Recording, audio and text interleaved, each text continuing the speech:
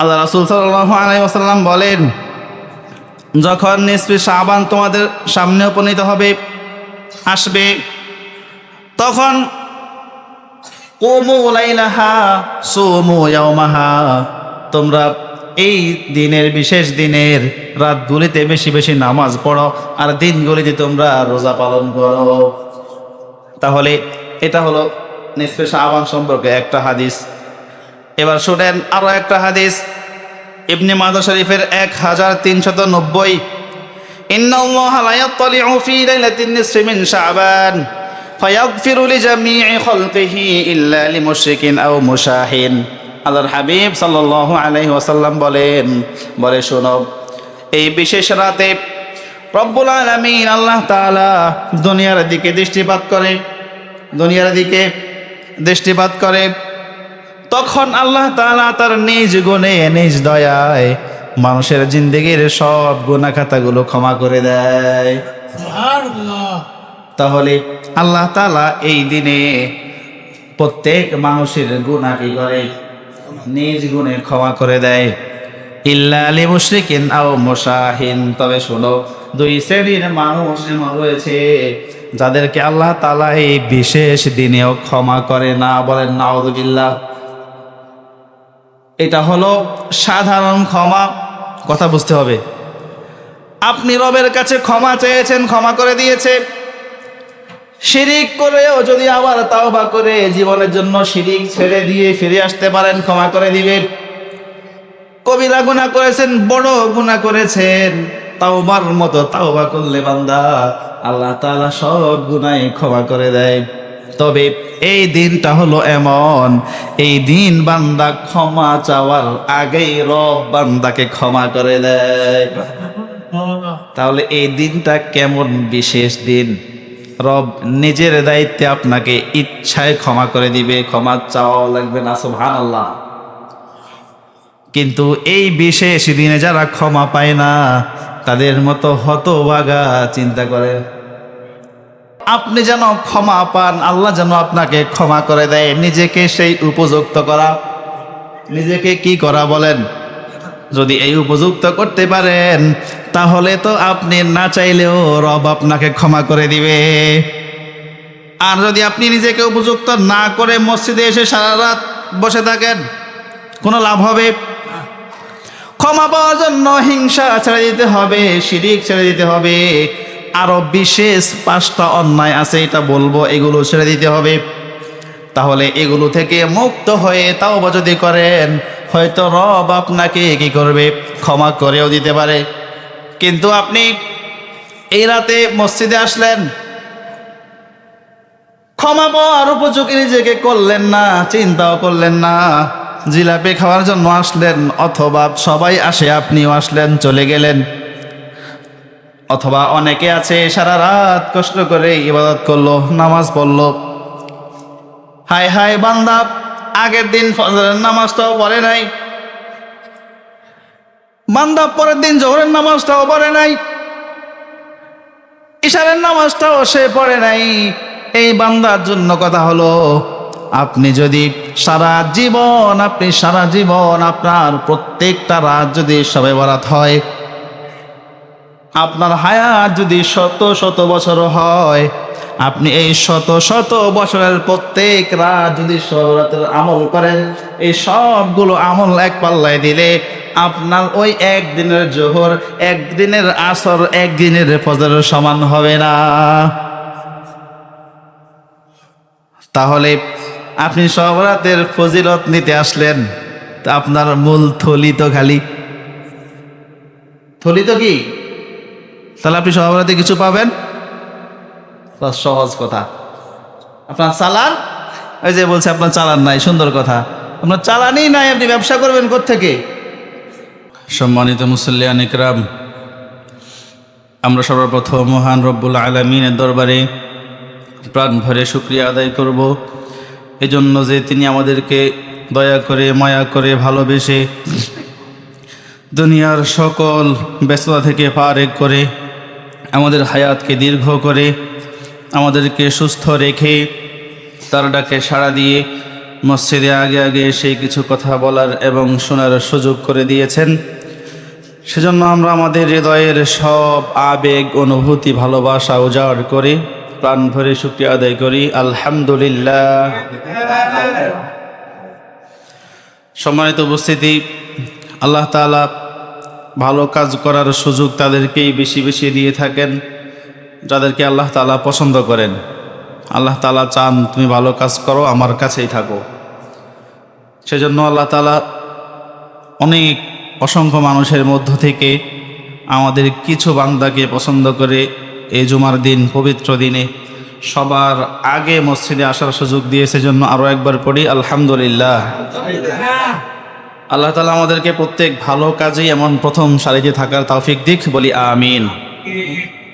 সম্মানিত উপস্থিতি, আমরা একে একে দিনের পরে দিন, সপ্তাহ, মাস, বছর পেরিয়ে আবারও এমন একটা সময়ের কাছে এসেছি যেই সময়টার জন্য আল্লাহ রাসূল সাল্লাল্লাহু আলাইহি ওয়াসাল্লাম আল্লাহ তাআলার কাছে দোয়া করতেন, কান্নাকাটি করতেন। কারণ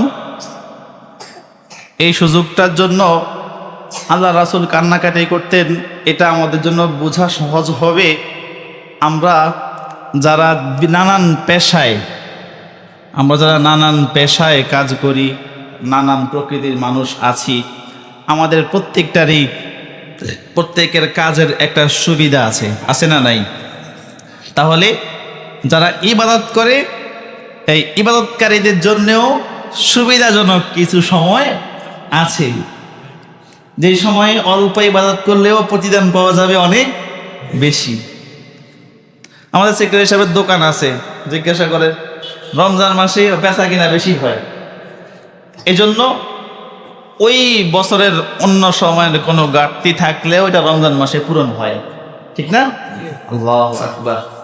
আল্লাহ তাআলা আমাদেরকে এমন কিছু সিজন দিয়েছেন যেগুলোর মাধ্যমে আমরা আমাদের জীবনের এক বছরের সব ঘাটতি পূরণ করে আরো আগামী অনেক দিনের জন্য আমরা মাল স্টক করে রাখার সুযোগ রয়েছে। আলহামদুলিল্লাহ।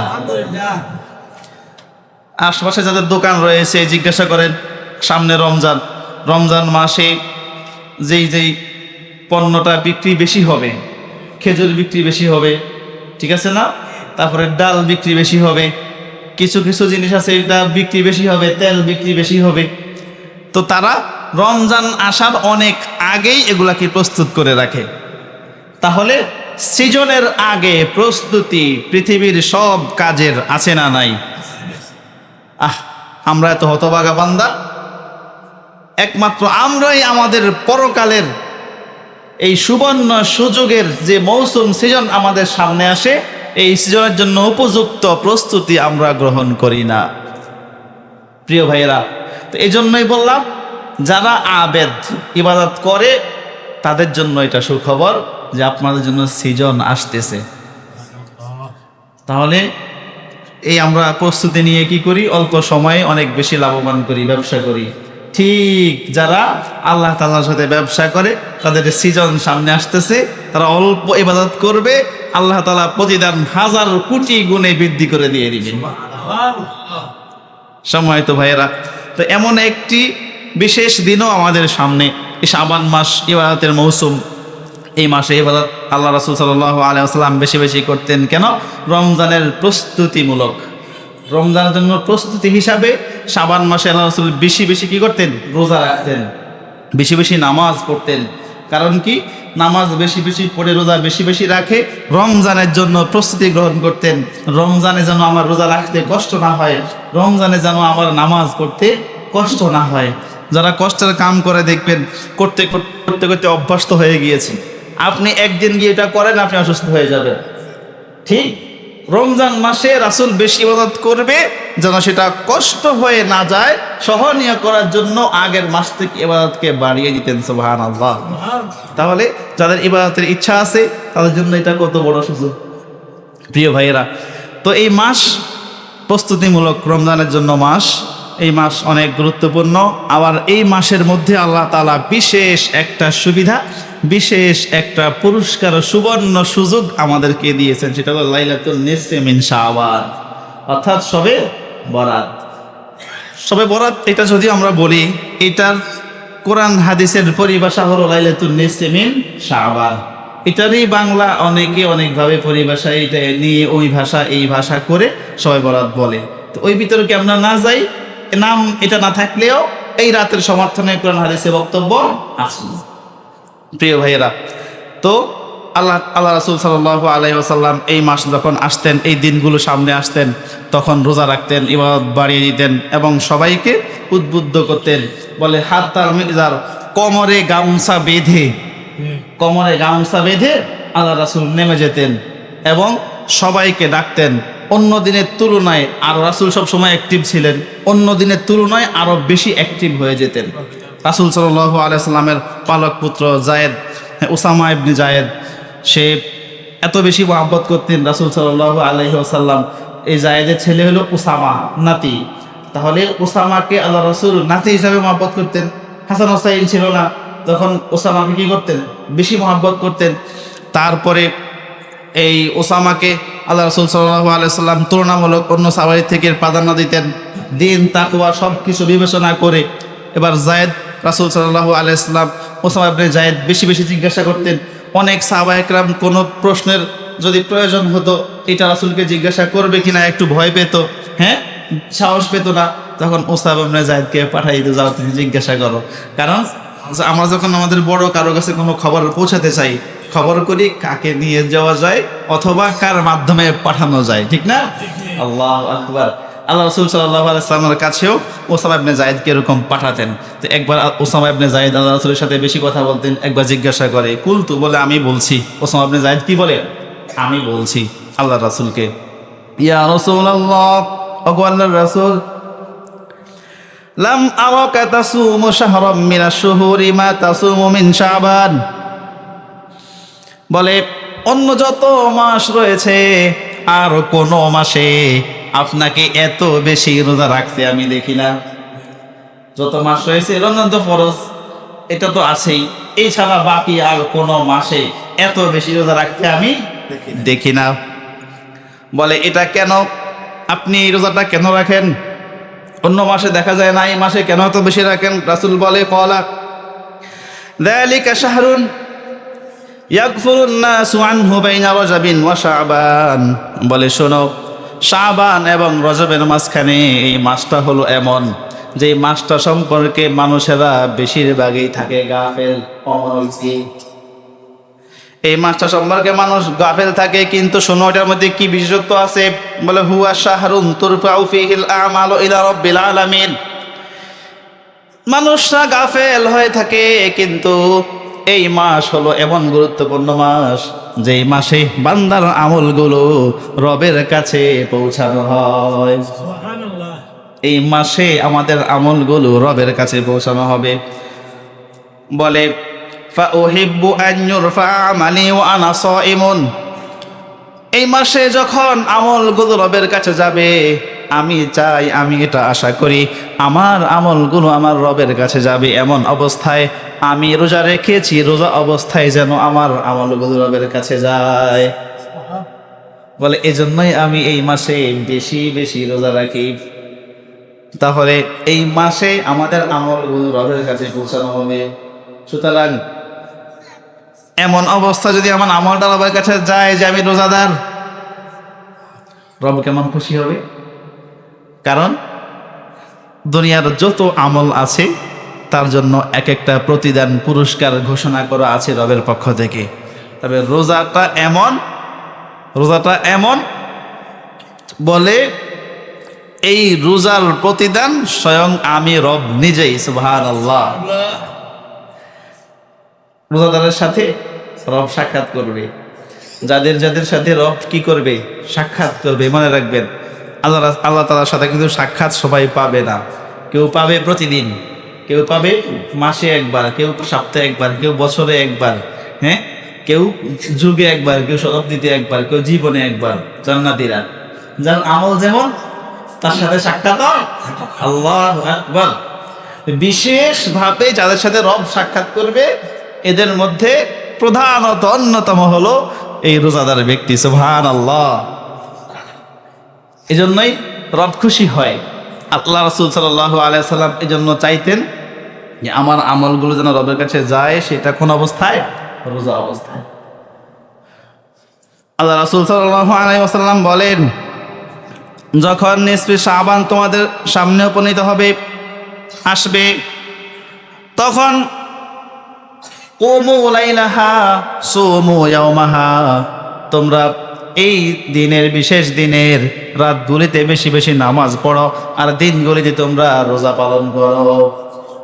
তাহলে এটা হলো নিসফে শাবান সম্পর্কে একটা হাদিস। এবার শুনেন আরো একটা হাদিস, ইবনে মাজাহ শরীফের 1390, ইন্নাল্লাহা লা ইয়াত্তালিউ ফি লাইলাতিন নিসফি মিন শাবান ফায়াগফিরু লিজামিই খালকিহি ইল্লা লিমুশরিকিন আও মুশাহিন। আল্লাহর হাবিব সাল্লাল্লাহু আলাইহি ওয়াসাল্লাম বলে শোনো, এই বিশেষ রাতে রব্বুল আলামিন আল্লাহ তাআলা দুনিয়ার দিকে দৃষ্টিপাত করে, তখন আল্লাহ তাআলা তার নিজ গুণে, নিজ দয়ায় মানুষের জিন্দেগির সব গুনাহ খাতাগুলো ক্ষমা করে দেয়। সুবহানাল্লাহ। তাহলে আল্লাহ তাআলা এই দিনে প্রত্যেক মানুষের গুনাহ কি করে? নিজ গুণে ক্ষমা করে দেয়।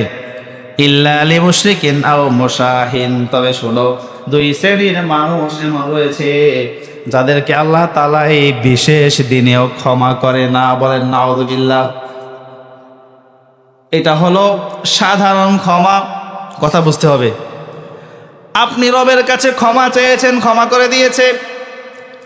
শিরিক করেও যদি আবার তাওবা করে জীবনের জন্য শিরিক ছেড়ে দিয়ে ফিরে আসতে পারেন, ক্ষমা করে দিবেন। কবিরা গুনাহ করেছেন, বড় গুনাহ করেছেন, তাওবার মতো তাওবা করলে বান্দা আল্লাহ তাআলা সব গুনাহ ক্ষমা করে দেয়। তবে এই দিনটা হলো এমন, এই দিন বান্দা ক্ষমা চাওয়ার আগেই রব বান্দাকে ক্ষমা করে দেয়। তাহলে এই দিনটা কেমন বিশেষ দিন! রব নিজের দায়িত্বে আপনাকে ইচ্ছায় ক্ষমা করে দিবে, ক্ষমা চাওয়া লাগবে না। সুবহানাল্লাহ। কিন্তু এই বিশেষ দিনে যারা ক্ষমা পায় না, তাদের মতো হতভাগা চিন্তা করেন। হাদিসে 10 শ্রেণীর কথা আছে, আবার 5 শ্রেণীর কথাও আছে। এই হাদিসে বিশেষভাবে 2 জনের কথা বলা হয়েছে। কে? মুশরিক। এই মুশরিক যে ক্ষমা পায় না, আল্লাহ তাআলা বলছে, আমি একটু আগে যে বললাম মুশরিককে আল্লাহ ক্ষমা করে দেয়। কথার পার্থক্য হলো, যে মুশরিক শিরিক করে, আবার তাওবা করে, আবার শিরিক করে, আবার তাওবা করে, আবার শিরিক করে, একটা সময় গিয়ে আল্লাহ তাআলা পবিত্র সূরা 5 পারাতে আয়াত একটা আছে, বলে আমানু সুম্মা কাফারু সুম্মা আমানু সুম্মা কাফারু সুম্মা ইজদাদু কুফরা। বলে যে কুফরি করে ঈমান আনে, কুফরি করে ঈমান আনে, বলে কুফরি করতেই থাকে।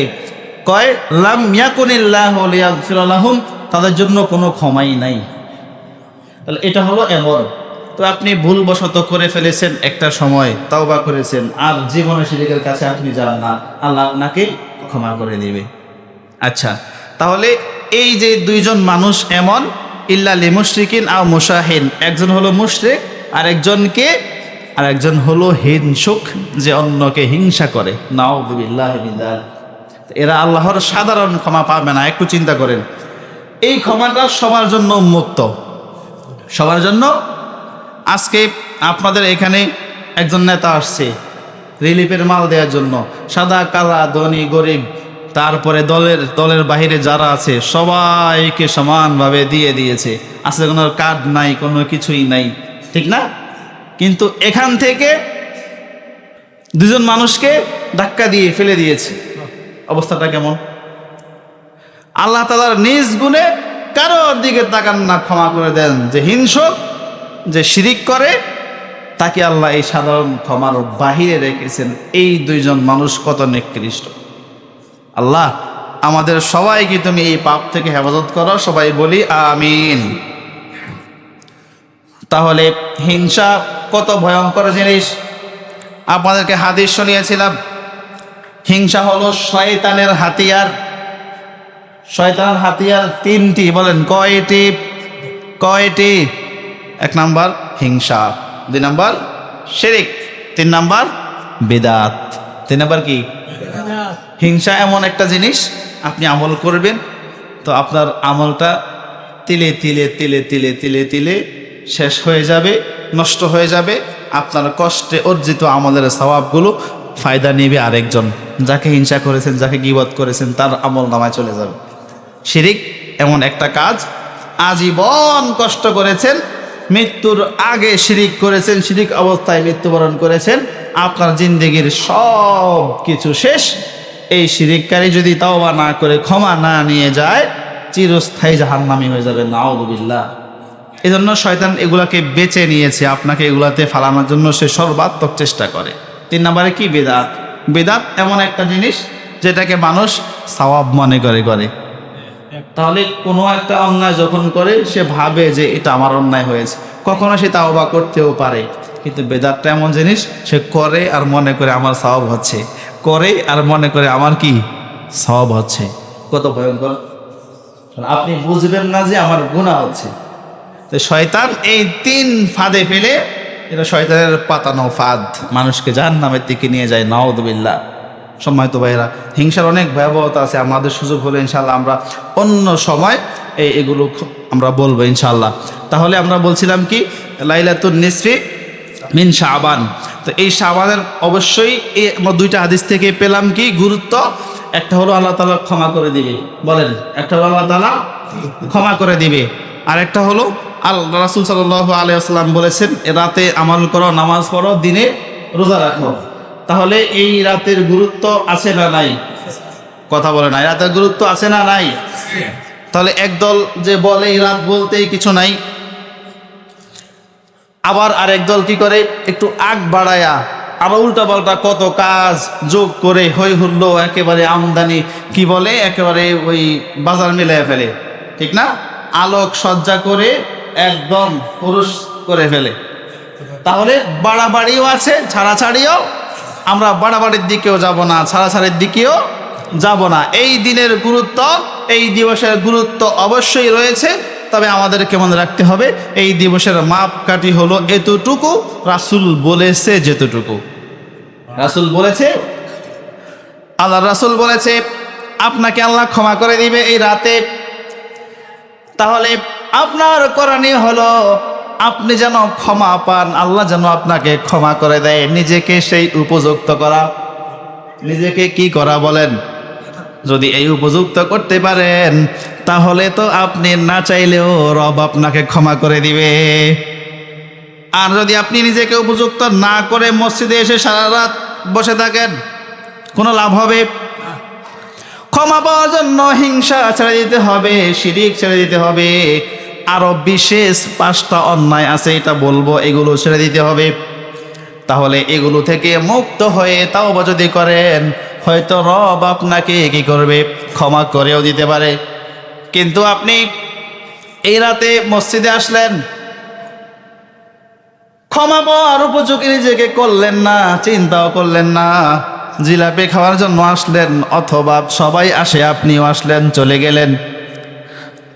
অথবা অনেকে আছে সারা রাত কষ্ট করে ইবাদত করলো, নামাজ পড়লো, হায় হায় বান্দা আগের দিন ফজরের নামাজটাও পড়ে নাই,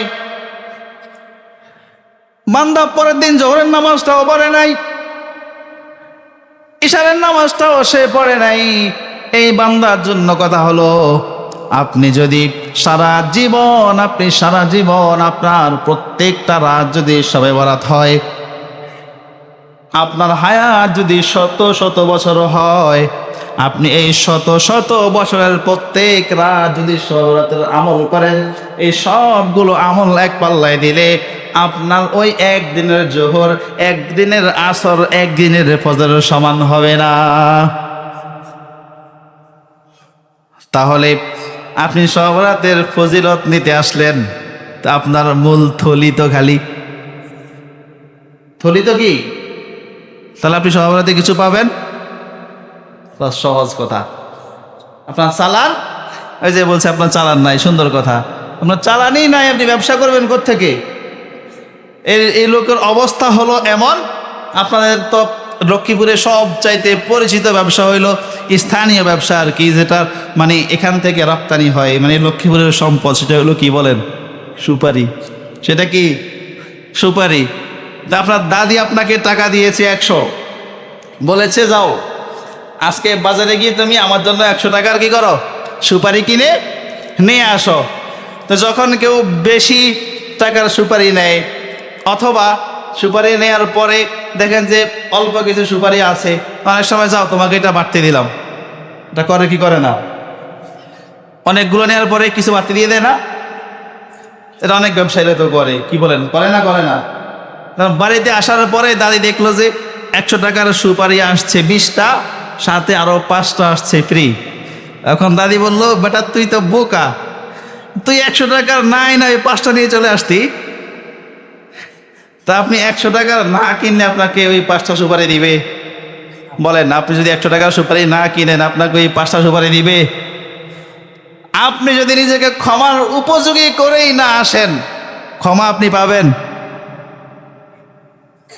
তাহলে আপনাকে ক্ষমার উপযোগী করতে হবে নিজেকে, এবং আপনাকে প্রস্তুতি নিয়ে আসতে হবে, আপনার চালান থাকতে হবে। সেজন্য প্রিয় ভাইয়েরা, আমরা আজকে থেকে তওবা করব। মনে রাখেন, ক্ষমা পাওয়ার জন্য আজকে থেকে তওবা করে অন্যায়গুলো ছেড়ে দেন, নামাজ অ্যাক্টিভ করেন, 5 ওয়াক্ত নামাজে মসজিদে আসেন, পর্দা করেন, মিথ্যা কথা ছেড়ে দেন, ধোঁকাবাজি চাঁদাবাজি ছেড়ে দেন। যদি এই সবগুলো বাদ দিয়ে খালেসভাবে নিজেকে প্রস্তুত করে আসতে পারেন, তাহলে আপনি ক্ষমা নিয়েই তারপরে বাড়ি যেতে পারবেন। আর না হলে আপনার আশাও হবে ঠিক, সময়ও যাবে ঠিক, কিন্তু কাজের বেলায় আর কিছুই হবে না। আল্লাহ আমাদেরকে বুঝার তৌফিক দিক, বলি আমিন। সম্মানিত ভাইয়েরা, এবার আসেন, ক্ষমা পাবে না যে এমন 5টা অন্যায়ের কথা আমরা শুনি।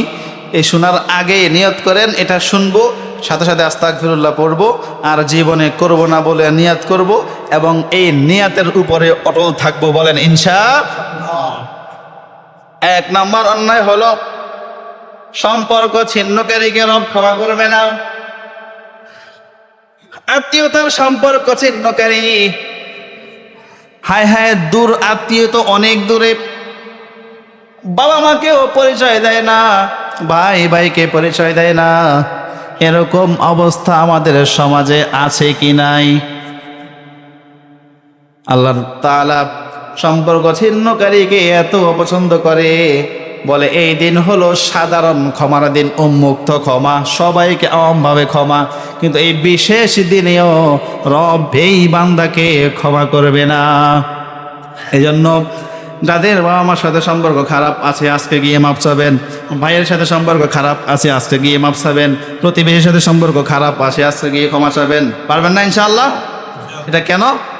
রবের ক্ষমা পাওয়ার জন্য। বলেন এটা কেন? বলে না এটা কেন? আপনার মনের প্রতিহিংসাটা, আপনার জিদটা, আপনার আত্মমর্যাদাটা কি রবের ক্ষমার চেয়েও বেশি হয়ে গিয়েছে? কথা বলে না। আপনার আত্মমর্যাদায় লাগবে হয়তো আমি ক্ষমা চাবো। আপনি একবার চিন্তা করেন, এর বিপরীতে কি আছে? রবের ক্ষমা। না আপনি আপনার আত্মমর্যাদার দিকে তাকাবেন নাকি রবের ক্ষমার দিকে তাকাবেন? বলেন। আল্লাহ আমাদেরকে ক্ষমা করে, বলেন আমিন। 2 নম্বরে অন্যায় হলো যারা বাবা মাকে কষ্ট দেয়। বাবা মাকে যারা কষ্ট দেয়, আল্লাহ তাআলার সাধারণ ক্ষমা এরাও পাবে না।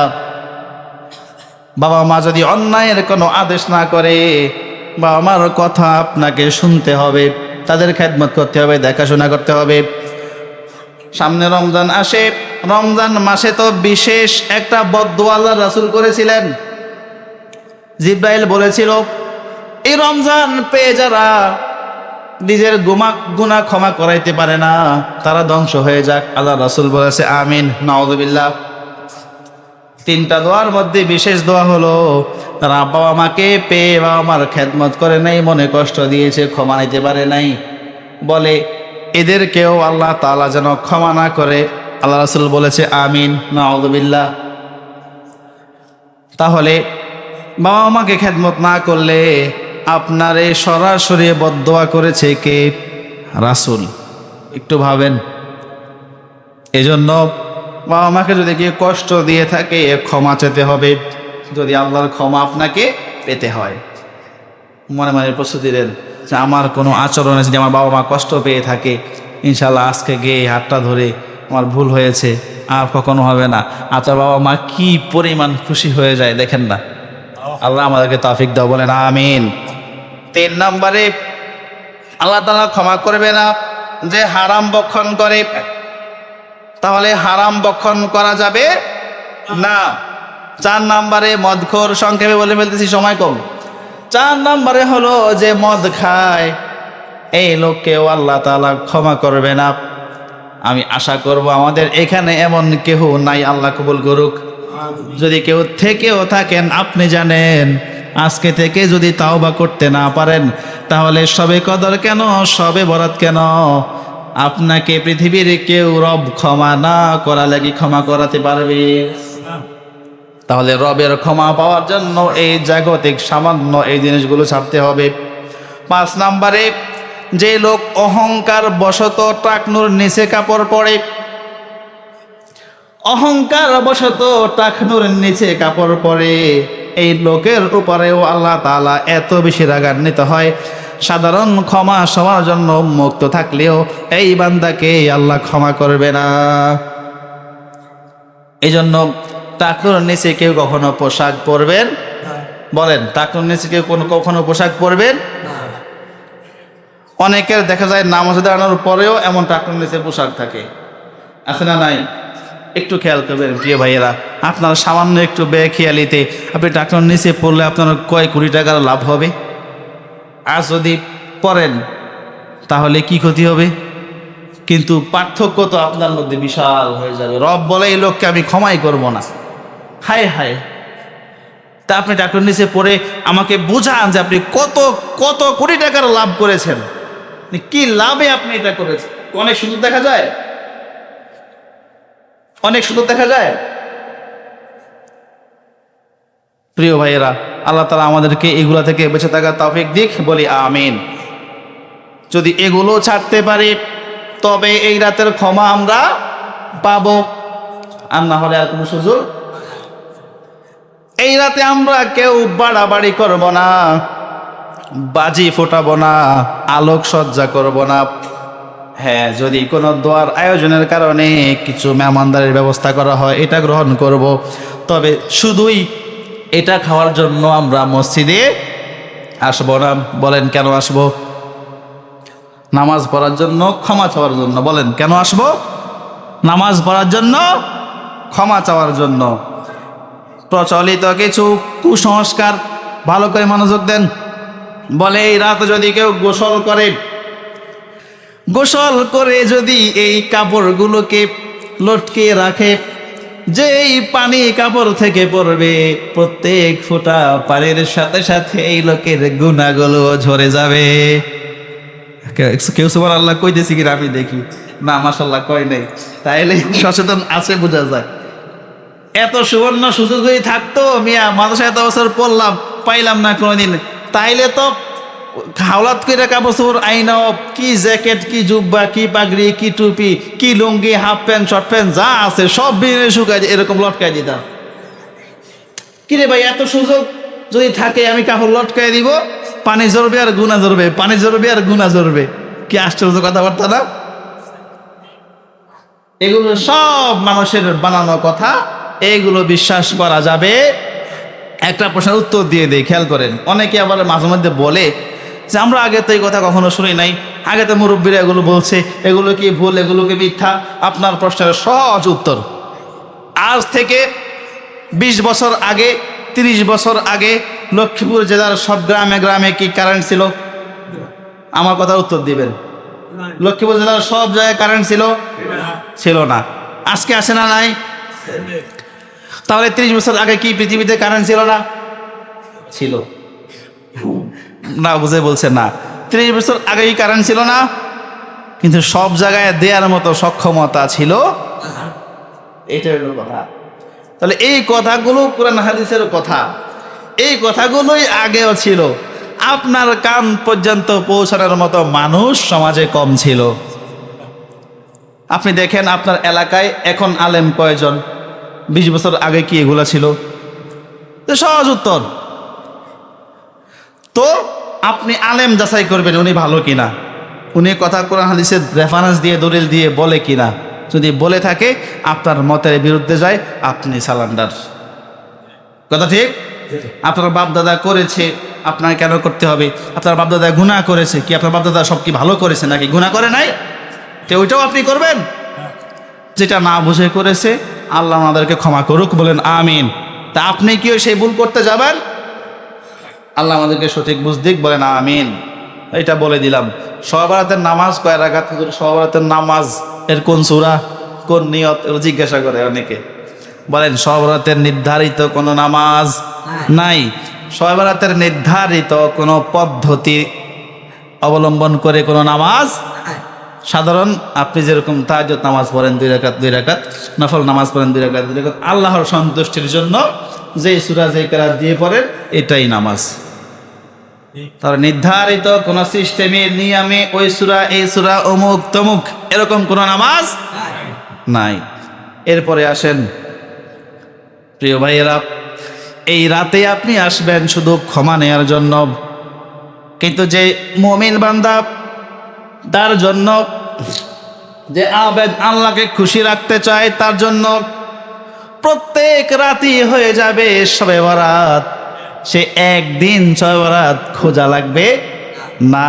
দলিল নেন মুসলিম শরীফের 1658, তিরমিজি শরীফের 456-46 বলে ইয়ানজিলুল্লাহু ইলা সামাঈদ দুনিয়া কুল্লা লাইলাতিন হিনা ইয়ামদি সুলুসাল লাইলিল আউয়াল। আল্লাহ রাসূল বলে, আমার উম্মতেরা শোনো,